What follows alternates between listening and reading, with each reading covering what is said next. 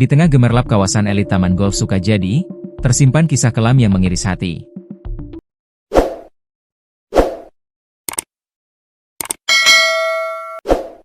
Dua wanita akhirnya ditetapkan sebagai tersangka penyiksaan terhadap seorang asisten rumah tangga, ART, muda asal Sumba. Mereka adalah Roslina, 42, dan Merlin, 22, ART lain yang ikut melakukan penganiayaan atas perintah. Senin, 23 Juni 2025, keduanya digiring ke lobi Polresta Barelang dengan mengenakan baju tahanan. Roslina tampak berjalan tenang.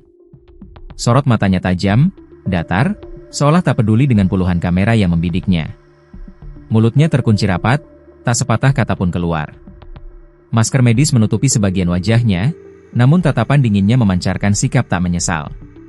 Di sebelahnya, Merlin terlihat jauh berbeda. Gadis muda itu tampak ketakutan. Tangannya diborgol, matanya sembab seperti baru menangis.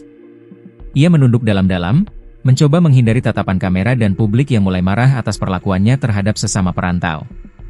Kami telah menetapkan dua tersangka. Roslina sebagai pelaku utama, dan Merlin yang turut melakukan kekerasan atas perintah majikan, ujar Kasat Reskrim Polresta Barelang, AKP Debbie Tri Andrestian. Polisi juga tengah mendalami kemungkinan keterlibatan orang lain, termasuk suami Roslina yang disebut-sebut berada di Korea Selatan dan merupakan seorang ahli hukum. Namun Debbie menegaskan, penyelidikan masih berlangsung.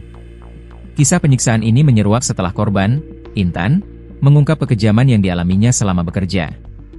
Ia mengaku dipukuli, diinjak, diseret, hingga dipaksa memakan kotoran anjing dan meminum air dari septic tank. Semua ini dialaminya di rumah mewah yang kini menjadi lokasi TKP yang menggemparkan Batam. Kasus ini bukan sekadar kekerasan biasa. Ini adalah potret nyata perbudakan modern yang terjadi di tengah kota. Dan hari ini, wajah-wajah yang selama ini berada di balik tirai kekejaman, akhirnya terungkap ke hadapan publik. Intan perantau asal NTT babak belur dianiaya majikannya di Batam, dipaksa makan kotoran.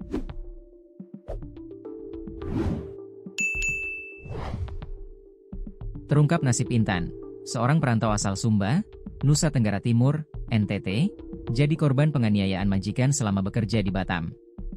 Kekerasan yang dilakukan majikan di komplek perumahan elit Batam terhadap Intan terbongkar seusai polisi turun tangan.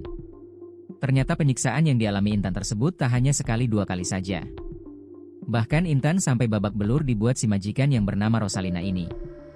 Rosalina tak segan menganiaya Intan saat melakukan kesalahan meskipun hanya sepele. Bahkan Intan dipaksa memakan kotoran anjing hingga meminum air dari septic tank. Selama setahun bekerja bersama majikannya, Intan tidak pernah diberikan gaji. Kini Rosalina sang majikan sadis tersebut sudah masuk bui. Ia menjadi tersangka dalam kasus penganiayaan pembantunya. Yosep Yingokodie, penasihat perkumpulan keluarga Sumba menceritakan awal mula korban sampai di Batam. Intan ternyata baru selesai bersekolah kemudian meminta tolong kepada pamannya untuk mencari pekerjaan. Dia meminta karena ingin memperbaiki perekonomian keluarga. Apalagi jika lama-lama di kampung, Intan tidak tahu mau mencari duit bagaimana. Sudah setahun dia bekerja, bulan ini pas 1 tahun Intan bekerja dengan Rosalina di komplek perumahan mewah di Batam. Dia sudah kerja setahun, tapi dari awal gaji tidak dibayar. Kerjanya serba salah. Ngepel salah, nyapu salah. Bahkan ngambil makan pun dituduh mencuri, kata Yosep saat ditemui di Batam, Senin, 23 Juni 2025. Mirisnya lagi, kepada Yosep, Intan bercerita, selama bekerja di sana, Intan tak pernah dipanggil dengan namanya sendiri. Sebaliknya, ia dihina dengan sebutan anjing, babi, bahkan lonte. Selama bekerja sebagai IRT, dia juga tidak boleh memegang handphone sama sekali, dan hanya boleh keluar rumah sampai gerbang.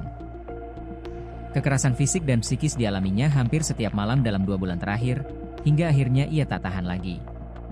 Penyiksaan yang keterlaluan ini dialami pelaku semenjak 2 bulan terakhir.